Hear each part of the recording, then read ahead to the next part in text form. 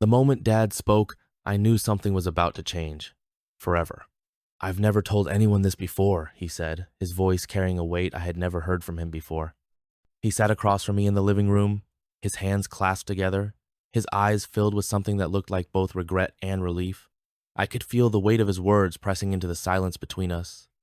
The house felt strangely empty without Mom.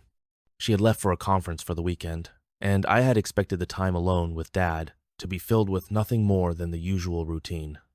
Football on television, a bit of quiet conversation, and maybe takeout dinners in front of the screen. But tonight was different. The atmosphere was charged, as if something long buried was finally pushing its way to the surface. I'd been thinking about starting this conversation for weeks. There had been moments, fleeting, subtle moments, where I felt like Dad was on the verge of saying something, but then he would hold back. It was like there was a part of him I had never really known, and I wasn't sure if I was ready to confront it. But tonight, it felt like we were past the point of avoidance. Something had to give. I sat down on the couch, the soft creak of the old leather filling the room. "Dad, can we talk?" He glanced at me, surprise flickering across his face. "What's on your mind?" His tone was cautious, like he was bracing himself for something he couldn't predict. I hesitated, feeling the tightness in my chest. How could I even begin to explain what I was feeling? The tension had been building for months now, ever since I started noticing things that had always been there, but I had been too young to understand. I was 18 now, old enough to see that things between Mom and Dad weren't as perfect as they once seemed. Old enough to notice that Dad had been pulling away, not just from her, but from me too. And yet, at the same time, I felt closer to him than ever before. I'd catch him looking at me sometimes, like he was trying to figure out who I had become, as if he wasn't sure what kind of man I was turning into. It was confusing, but it was also something else, something I couldn't quite put into words. I cleared my throat, trying to sound more confident than I felt. "Have you ever felt like you're hiding something? Like there's a part of you that no one really knows?" For a moment, Dad just stared at me, his face, normally so composed and distant, softened in a way that startled me. He let out a long breath, leaning back in his chair. "Yeah," he said quietly, almost as if he was talking to himself. "Yeah, I know that feeling all too well." His words hung in the air, heavy with meaning. My heart pounded in my chest. I hadn't expected him to admit it so easily, hadn't expected him to be so open, but there it was, the truth, or at least part of it, was finally out in the open. "I've been thinking a lot about us," I continued, my voice barely above a whisper. "About you, me, and Mom, about how things have changed." Dad looked down at his hands, rubbing his fingers together, as if searching for the right words. "It's complicated," he said after a long pause, "more complicated than I ever wanted it to be. But you're right, things have changed, and I don't know if they'll ever go back to the way they were." I could feel the tension in my stomach tighten, but I pressed on. "Is it about Mom? Is that what's been going on?" He shook his head slowly, looking up at me with eyes that suddenly seemed much older, as if he had been carrying this burden for far too long. "It's not just about her," he admitted. "It's about me. It's about who I am and who I've been pretending to be." I swallowed hard, my throat dry. I hadn't expected this, not at all. "What do you mean, Dad?" His gaze was steady, but I could see the fear behind his eyes, fear of what he was about to say, fear of how I would react. "I've been keeping something from you, from everyone, for a long time," he said slowly. "Something I'm not proud of. Something I've been struggling with." My mind was racing, trying to piece together what he was saying. Was this about his job? His relationship with Mom? Was it something about me? But before I could ask, he continued, his voice barely audible now. "I'm gay," he said, the words tumbling out as if they had been trapped inside him for years. "I've always been gay." The room went silent.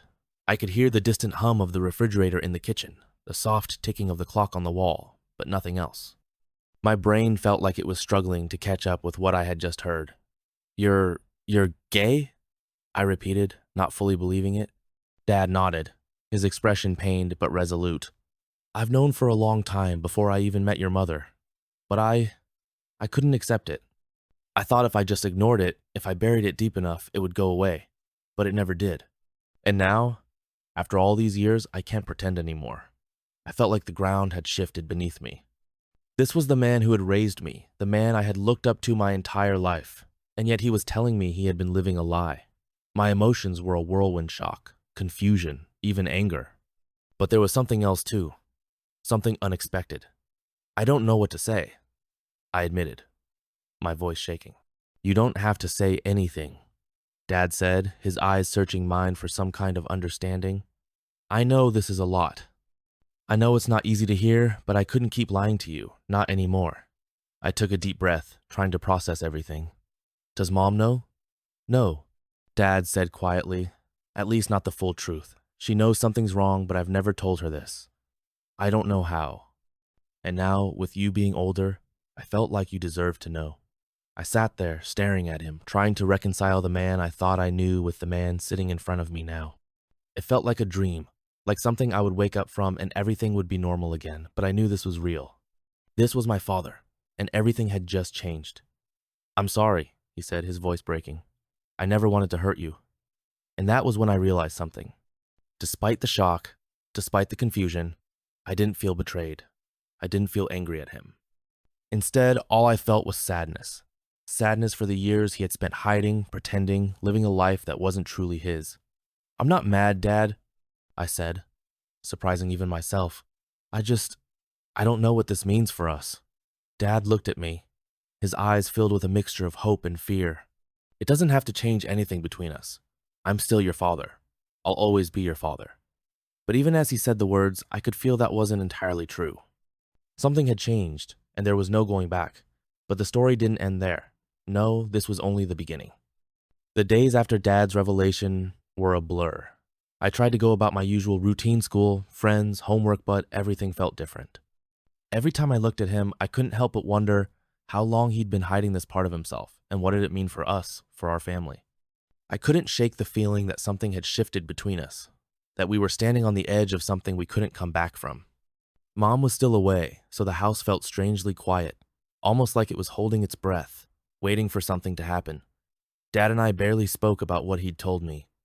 It was like we both needed time to process it, but the silence between us only seemed to thicken the tension, and with each passing day, I felt a growing weight in my chest. It all came to a head one evening.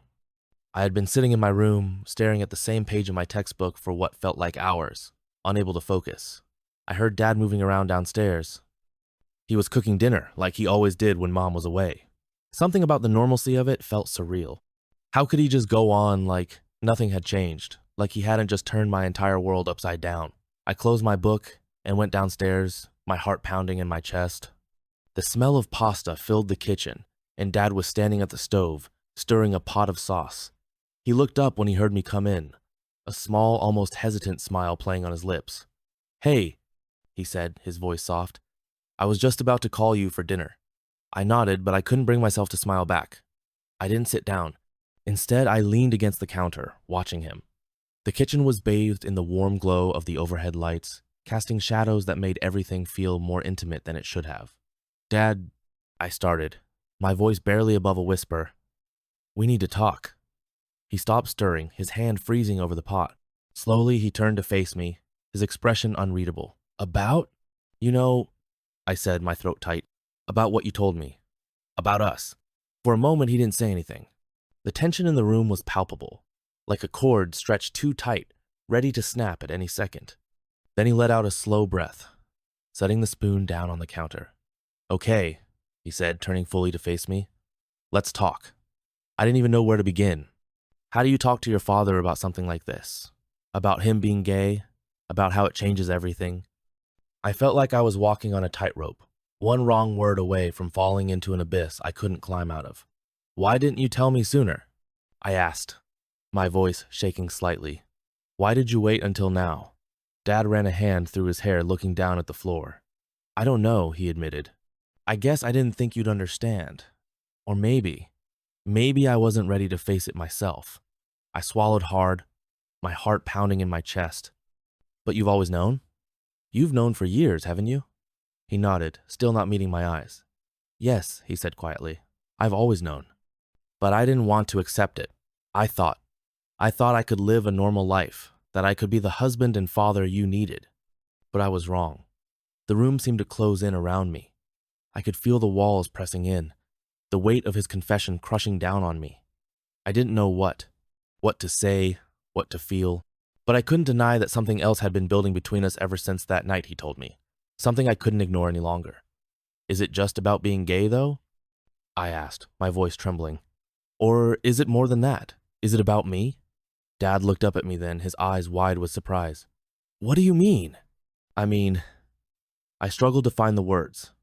My heart was racing now, my palms sweaty. I could barely think straight. Is this about us? About the way things have been between us since Mom left for the weekend? Because I can't stop thinking about it, Dad. I can't stop thinking about you. For a second, the room was completely still. I could hear the blood rushing in my ears, my heart pounding in my chest like a drum. Dad stared at me, his eyes searching mine, as if trying to figure out if he had heard me right. Then, without warning, he took a step toward me. My breath caught in my throat as he closed the distance between us, his hand reaching out to gently touch my arm. His fingers were warm against my skin, and the touch sent a shiver down my spine. What are you saying? He asked, his voice barely above a whisper. I could feel my heart hammering in my chest, my mind spinning with thoughts I couldn't quite make sense of. I don't know, I admitted, my voice shaking. I don't know what I'm saying. I feel like everything's different now. I feel like there's something between us, and I don't know what to do about it. Dad's hand tightened slightly on my arm, and I could see the conflict in his eyes. He was struggling, just like I was, trying to make sense of this thing that had crept up on us, this thing that felt both wrong and right at the same time. I've been feeling it too, he confessed, his voice low and filled with emotion. Ever since that night I told you. I can't stop thinking about you, about us. I could hardly breathe. The air between us was thick with tension, with a desire neither of us knew how to name. This was wrong. This was my father. But the way he was looking at me, the way his hand felt on my skin, made it impossible to think clearly. My mind was screaming at me to stop, to pull away, but my body was rooted in place, drawn to him in a way I couldn't explain. Dad, I whispered, not even sure what I was going to say next. Before I could finish, he leaned in closer, his breath warm against my skin. I could feel the heat radiating off him, the closeness of his body making my heart race even faster. And then, without thinking, without meaning to, I leaned in too. The kiss was soft at first, tentative, like we were both testing the waters, unsure of what we were doing. But then something inside me broke open, and the kiss deepened, became more urgent. It was like all the tension that had been building between us for months was finally spilling over, and there was no stopping it. His hand slid up my arms, pulling me closer, and I wrapped my arms around him, feeling the strength of his body against mine. For a moment, everything else faded away. The years of hiding, the fear, the confusion, all that mattered was the two of us, here, now, in this moment. But just as quickly as it had started, reality came crashing back in. I pulled away, my breath coming in ragged gasps, my heart pounding in my chest. We can't, I stammered, my voice barely audible. This is wrong. Dad looked at me, his face a mixture of desire and guilt. I know, he said, his voice thick with emotion. I know it's wrong, but I don't want to stop. Neither did I. But I knew we had to. This was my father, and yet I couldn't shake the feeling that this was just the beginning. The days after that kiss were the most confusing of my life. My mind was a mess of tangled thoughts and emotions. I couldn't stop thinking about what had happened between Dad and me in the kitchen, the way his lips felt on mine, the way his arms had wrapped around me, pulling me close. It felt wrong, but at the same time, it felt like something I'd been wanting for a long time. The weight of guilt pressed heavily on my chest, but I couldn't escape the rush of excitement that came with it. Dad didn't bring it up, and neither did I. We were both walking on eggshells, pretending like everything was normal. But there was an unspoken tension between us that was impossible to ignore. Every time I caught his eye, every time we were in the same room together, I could feel it, the pull, the undeniable connection that had been growing since Mom had left. But there was more to come, and the story didn't end there. Mom was still away for another few days, and the house felt like a pressure cooker, ready to explode at any moment. I kept telling myself that what had happened was a mistake, that it was a one-time thing, but deep down, I knew that wasn't true. I knew something had been set in motion that couldn't be stopped. One evening, a few days after the kiss, I came home from school and found Dad in the living room. He was sitting on the couch, staring at the television, but the screen was off. He looked up when I walked in, his expression unreadable. "Hey," he said quietly. "How was school?" "Fine," I replied, my voice tight. I didn't sit down. I couldn't bring myself to be near him, not after what had happened. For a long moment, Neither of us said anything. The silence stretched between us, heavy and thick. I could feel the weight of his gaze on me, and I could sense that he wanted to say something, but he was holding back. "Dad, we need to talk about what happened," I finally blurted out, unable to take the tension any longer. His face tightened, and he looked away, rubbing his hand over his face. "I know," he said softly. "I've been thinking about it too. I don't know how to explain what happened." "I don't either," I admitted, "but it can't happen again. It was a mistake." Dad didn't say anything for a moment. He just stared down at his hands, his fingers twisting together in his lap. When he finally spoke, his voice was low and filled with regret. "I know it was wrong," he said, "but I don't regret it." The air seemed to leave the room all at once. My heart pounded in my chest, and I felt my hands start to shake. I had been expecting him to say that he regretted it, that it had been a moment of weakness, something we could both put behind us. But to hear him say that he didn't regret it, that shook me to my core. "How can you say that?" I asked, my voice trembling. "You're my father. We can't do this." "I know," he said again, his voice thick with emotion. "But you don't understand. I've spent my entire life hiding who I am, pretending to be someone I'm not. And then when you were born, everything got even more complicated. I love you. I've always loved you. But this is different." I took a step back, feeling like the ground had been ripped out from under me. I couldn't believe what I was hearing. This was my dad, the man who had raised me, the man who was supposed to protect me, and now he was telling me that he had feelings for me that went beyond being a father. "I'm sorry," he said, his voice breaking. "I know it's wrong. I know you're probably disgusted by me, but I couldn't keep it inside anymore, not after what happened." I could feel my heart pounding in my chest, my mind racing. This couldn't be real, this couldn't be happening, but it was. I had seen the way he looked at me, felt the way he kissed me, and now that the truth was out, I couldn't deny that I had felt something too. I don't know what to say," I whispered, my voice shaking. "I don't know what to do." Dad stood up, crossing the room toward me. My instinct was to back away, to put distance between us, but I couldn't move. I was frozen in place, my mind a whirlwind of conflicting emotions. "Please don't hate me," he said, his voice raw with emotion. "I couldn't bear it if you hated me." I swallowed hard, trying to gather my thoughts, trying to make sense of the chaos in my head. I didn't hate him, that was the problem. If I had hated him, this would have been easier, but I didn't. I didn't know what I felt anymore. "I don't hate you, Dad," I said, barely able to get the words out. "But this isn't right." "I know it's not," Dad said, taking a step closer. "But it feels right, doesn't it? Doesn't it feel like we're finally being honest with each other?" My breath caught in my throat. I wanted to tell him he was wrong, that this was all a huge mistake, but the words wouldn't come, because a part of me knew he was right. A part of me had been waiting for this moment, waiting for the truth to come out. He reached out, his hand brushing against mine, and I felt a jolt of electricity shoot through me. My heart was racing, my mind spinning. I knew I should pull away, but I didn't. Instead, I stood there, staring up at him, my pulse pounding in my ears. "This can't happen," I whispered, even as my body leaned toward him. "I know," he said softly, his hand tightening around mine, "but I don't want to stop."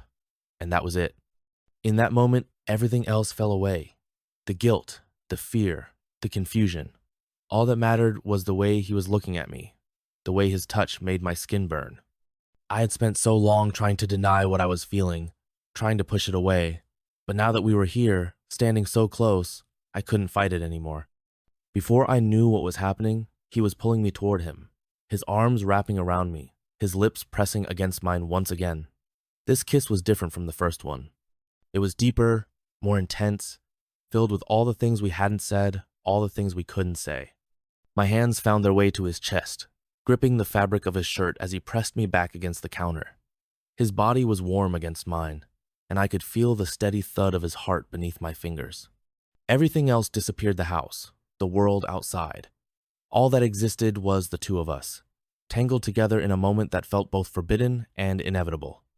I didn't know how long we stood there, lost in each other, but eventually we pulled apart, gasping for air. My heart was racing, my mind a blur of thoughts and emotions. This was wrong. It had always been wrong. But the more we tried to deny it, the stronger the pull between us had become. Dad's hands lingered on my waist, his breath still ragged. "We shouldn't be doing this," he said, his voice shaky. "I know," I whispered, "but I don't know how to stop." Neither of us knew how to stop, and even though we both knew the consequences, even though we both knew how wrong it was, we were already too far gone. We had crossed a line that couldn't be uncrossed, and the weight of that realization settled over us like a dark cloud. But the story didn't end there, not yet. There was still more to come after that kiss. After that kiss, the guilt was unbearable. I couldn't sleep. Every time I closed my eyes, I saw Dad's face, felt the heat of his touch, and I hated myself for it. The rational part of me knew how wrong this was, how utterly broken everything had become. But another part, a darker, more twisted part, couldn't forget the way it had felt. The way I had wanted it to happen. Dad and I tried to go back to normal, but normal was a distant memory now. Mom was still oblivious to what had happened between us, but I couldn't shake the dread that she might find out. Every time she hugged me, every time she laughed at one of Dad's jokes, I felt like I was suffocating under the weight of my own betrayal. I couldn't look her in the eye without feeling like a fraud. Days turned into weeks, and the tension between Dad and me only grew. We avoided being alone together as much as possible, but there were moments when our paths would cross, passing in the hallway, sitting down for dinner, and I could feel his eyes on me, the silent understanding between us like a noose tightening around my neck. I tried to push it down, to bury it deep where I didn't have to think about it, but it was always there, lingering just beneath the surface. Then, one night, everything came crashing down. Mom had gone to bed early, complaining of a headache, leaving Dad and me alone in the living room. I should have gone to my room too, but something kept me rooted to the spot. I could feel the pull between us, the magnetic force that had been growing stronger since that first kiss. I hated it, but I couldn't deny it. Dad was sitting on the couch, staring blankly at the television, though I could tell his mind was elsewhere. I sat down in the chair across from him, my heart pounding in my chest. Neither of us said a word for what felt like hours. The silence was suffocating, thick with all the things we weren't saying. Finally, I couldn't take it anymore. "Dad," I whispered, my voice trembling, "we can't keep doing this." He didn't look at me, but I saw the way his jaw tightened, the way his hands clenched into fists in his lap. "I know," he said quietly, "but I don't know how to stop." "We have to stop," I said, my voice firmer this time. "We're going to ruin everything." Dad finally looked at me then, his eyes dark and filled with something I couldn't quite place. "I think we already have." The truth of his words hit me like a punch to the gut. He was right. There was no going back now, no undoing what had already been done. We had crossed a line, and we couldn't pretend like it hadn't happened. But we had to try, didn't we? For Mom's sake, for the sake of our family. "We need to tell Mom," I said, my voice barely a whisper. Dad's eyes widened in shock, and for a moment he looked like he hadn't heard me correctly. "What?" he asked, his voice low and strained. "Number. We can't tell her. It would destroy her." "It's going to destroy her either way," I argued, feeling the panic rising in my chest. "She's going to find out eventually. She deserves to know the truth." He shook his head, standing up from the couch and pacing the room. "No," he said again, more forcefully this time. "We can't. I won't put her through that." I stood up too, my hands trembling. "So what are we supposed to do? Just keep lying to her? Keep pretending like everything's fine when it's not?"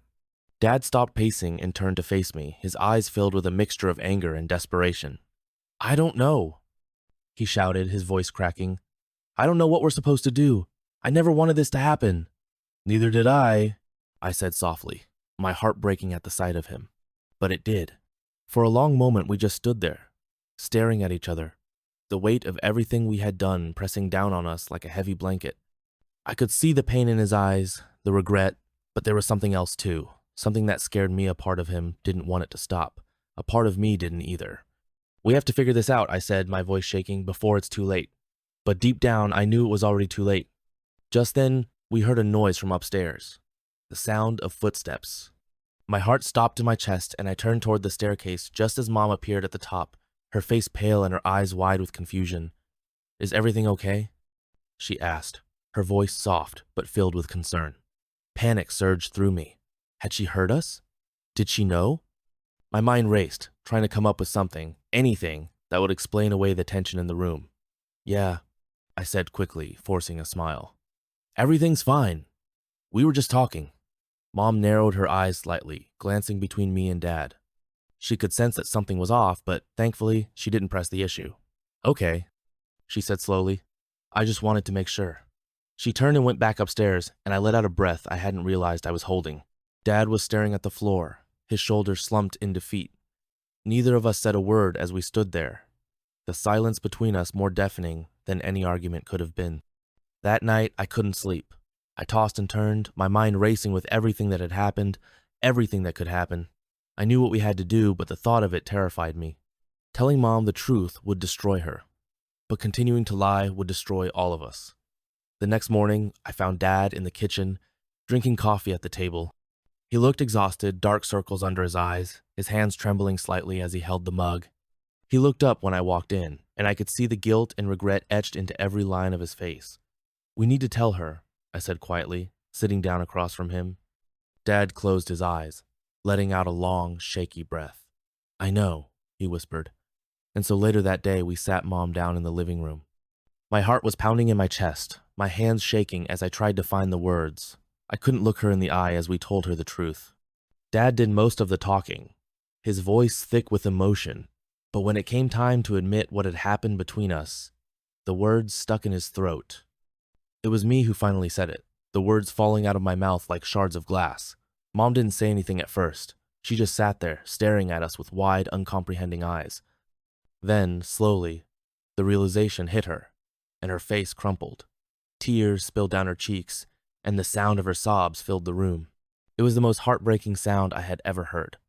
I'm sorry, I whispered, my own voice breaking. I'm so sorry. But it wasn't enough. Nothing we said could ever be enough. She didn't say a word as she got up and left the room. Dad and I sat there in the silence, both of us too broken to move, too broken to speak. We had destroyed everything, and there was no going back now. That night, Dad left the house, and I didn't see him again for a long time.